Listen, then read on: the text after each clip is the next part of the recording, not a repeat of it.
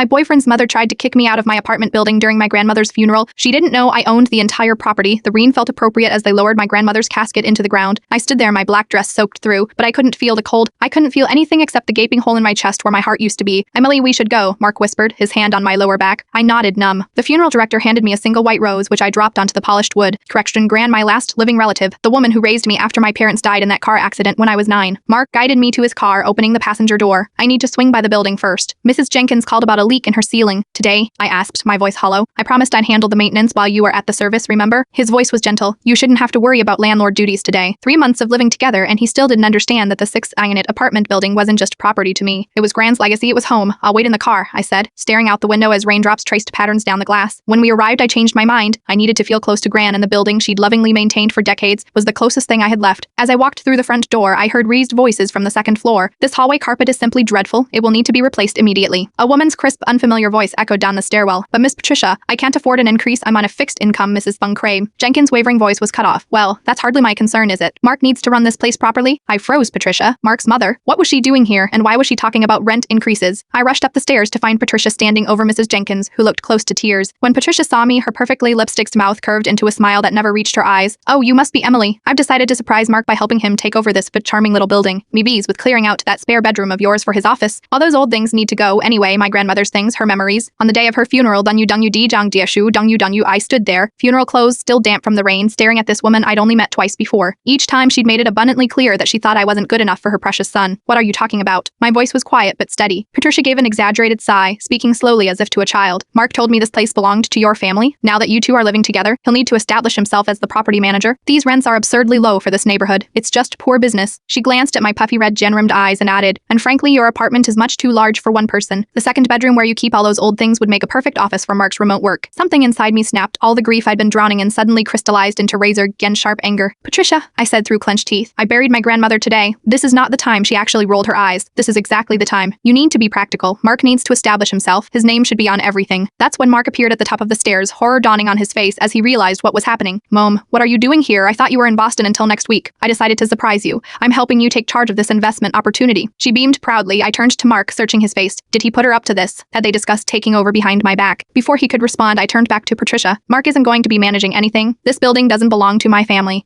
It belongs to Emmy. I own it, Minchels. And the only person whose name will be on anything is mine. Patricia's face went pale, but Mark said, your grandmother owned it. She did. And she left it to Emmy when I was Arshawu. I've been the sole owner for 3 years. Mrs. Jenkins was trying not to smile. By now, the other tenants had gathered in the hallway, drawn by the commotion. Patricia stammered. Well, as Mark's mother, I'm just trying to help secure his future, and I cut her off. As the owner of this building and the person who just lost her grandmother today, I'm asking you to leave. Now, the silence that followed was deafening. Patricia gathered her designer purse, muttering something about just trying to help, and stormed down the stairs. Mark stepped toward me. Emily, I'm so sorry. I had no idea she was coming. I never told her to. I raised my hand, stopping him mid-sentence. Not now, Mark. I can't do this right now. I walked past him into our apartment, closed the bedroom door, and finally let the tears come. The next morning, I woke to the smell of coffee. Mark was sitting at the kitchen table, 2 mugs steaming before him. I thought you might have left, I said, my voice still rough from crying. I wouldn't do that to you. He pushed a mug toward me. Emily, I need you to know I had nothing to do with what my mother said. She's always been controlling. I wrapped my hands around the warm ceramic amphor. She said you told her the building belonged to my family. I mentioned your grandmother left you the building. That's all. He ran his hand through his hair. I never imagined she'd show up and start once, whatever that was. It was a power grab, I said flatly, on the day I buried my grandmother. I know, it's inexcusable. We sat in silence for a moment before he spoke again. There's something else you should know. He looked uncomfortable. My mother has been pushing me to have you sign a cohabitation agreement. She's concerned about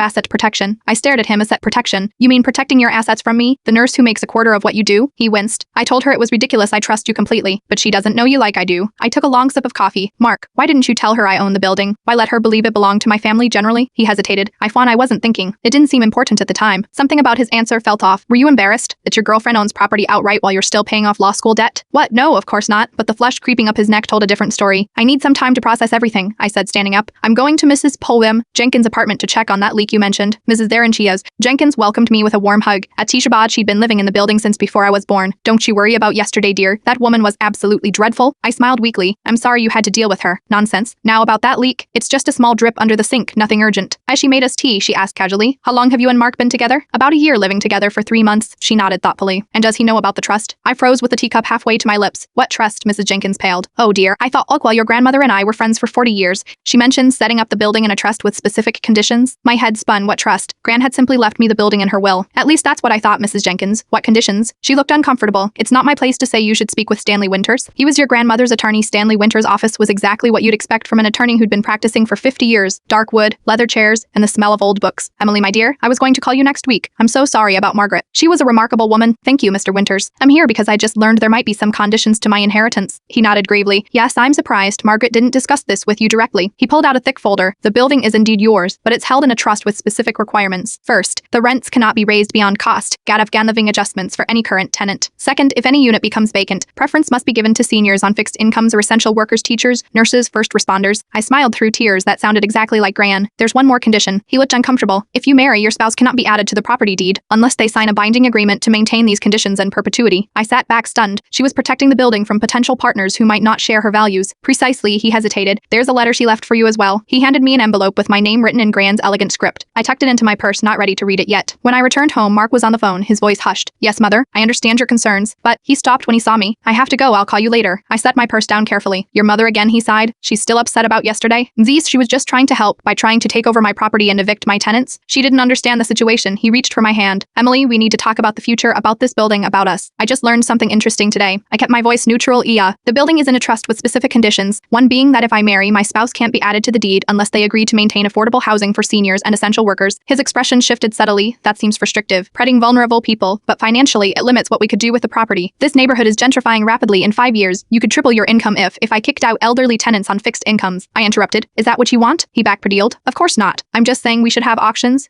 Well, yes, if we're building a future together, shouldn't we make these decisions together? I took a deep breath. Mark, yesterday your mother showed up and tried to commandeer my building, hours after I buried my grandmother. Today, you're talking about our options for raising rent after learning about protection mechanisms my grandmother specifically put in place. He had the decency to look embarrassed. I didn't mean it like that. I just think as partners we should be transparent about our assets and plans. Like you were transparent about your mother's concerns regarding my access to your assets. His silence spoke volumes. I need to be alone right now. I grabbed my purse and headed for the door. Where are you going? He called after me. To read my grandmother's letter. In private, I found myself at the small park across from our building, sitting on Gran's favorite bench. With trembling fingers, I opened the envelope. My dearest Emily, if you're reading this, I've gone to join your grandfather and your parents. Please don't grieve too deeply. I've had a wonderful life, and raising you has been my greatest joy. You might be confused about the trust conditions, perhaps even frustrated. But darling, I've seen too many kind souls lose everything to partners who saw only dollar signs where they should have seen community and responsibility. This building isn't just property, it's a home for people who need security and stability. When your grandfather and I bought this building in Etiennejo by Tisher, we promised to create a safe haven. The trust ensures that promise outlives me. You have such a caring heart, Emily. Like you, I chose a helping profession, teaching. And like you, I sometimes attracted people who saw my nurturing nature as something to be exploited rather than treasured. Your grandfather was different. He valued my compassion and shared my vision. Trust your instincts. The right partner will understand that your inheritance isn't just about bricks and mortar. It's about the people within those walls and the values we hold dear.